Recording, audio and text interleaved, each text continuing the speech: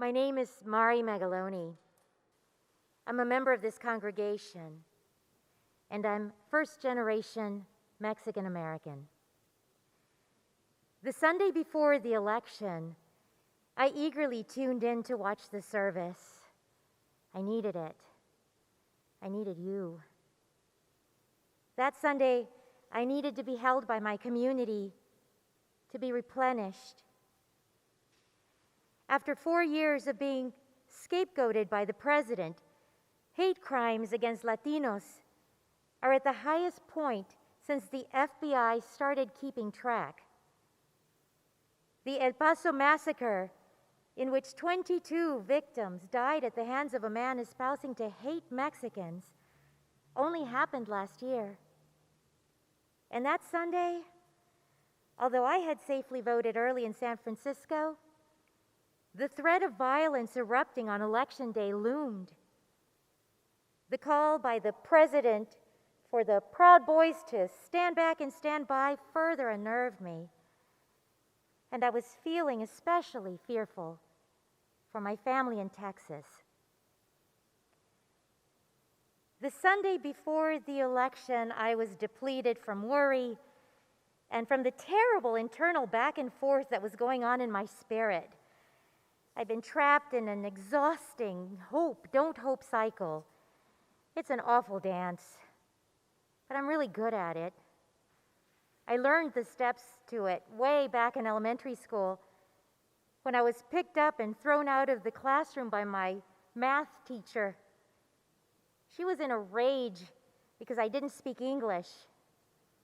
She refused to teach me the rest of the year. No one came to my aid. That teacher would invite the class to weekend slumber parties at her home, but you had to be white to get an invitation.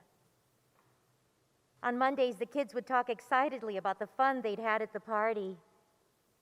All year, I secretly hoped I'd be included. I never was.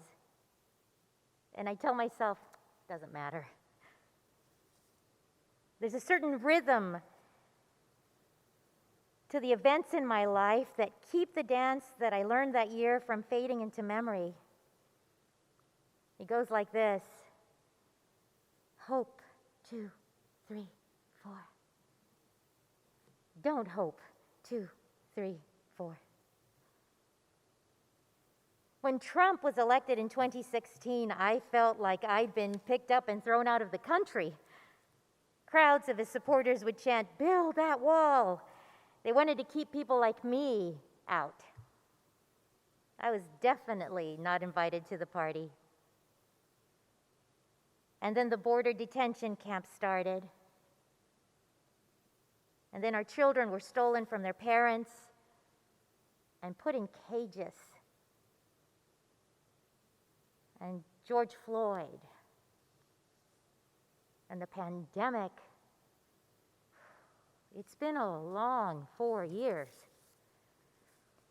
So the Sunday before the election, I was on pins and needles. In the sermon, Reverend Vanessa exhorted us to reach out to people across the aisle with curiosity and compassion to try to understand where they're coming from. We need to listen to those who've been economically abandoned, ignored, left behind, she said. If we can listen and not try to shove policy down their throats, if they can feel heard and not scolded, or censured, maybe we can get off the dizzying power over seesaw we've been stuck on. If we reach out, maybe we will find our shared humanity and we can make a space for growth and positive change and transformation. That sounded beautiful. But I was confused because that didn't sound like a party I was invited to. Because this was the Sunday before the election and voter suppression was off the charts. Black and brown people were being threatened as they prepared to stand in line for hours to vote. They were forced to. And there was no regard for their age or ability or state of health. On this, the Sunday before the election, where was the curiosity and compassion for them?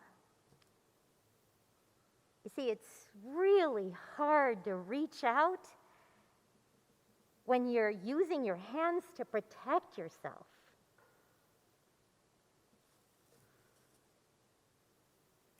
I am deeply concerned about the co-opting of victimhood and its language by the right wing. The economic devastation and cultural upheaval that rural, middle, and working class white people are experiencing may be real, but so too has it been real for Black, Indigenous, and Latino people, and for much longer. So, how is it that, regardless, people of color have, in the majority, consistently chosen the kinder, more positive paths of inclusion, justice, environmental stewardship, and democracy, and not turned to xenophobia, cruelty, aggression, supremacy, autocracy? Why is it that we, the enslaved, the abused, the neglected and rejected members of American society, have to work so hard to pull this country back from the brink? Why is it that we keep being asked to? How much is enough? It was the Sunday before the election, and I came to my sacred space, and my peril, my fear, my trauma, they were brushed aside to make space for a white-centered version of peace. Hope, 2, 3, 4. Don't hope, 2, 3, 4.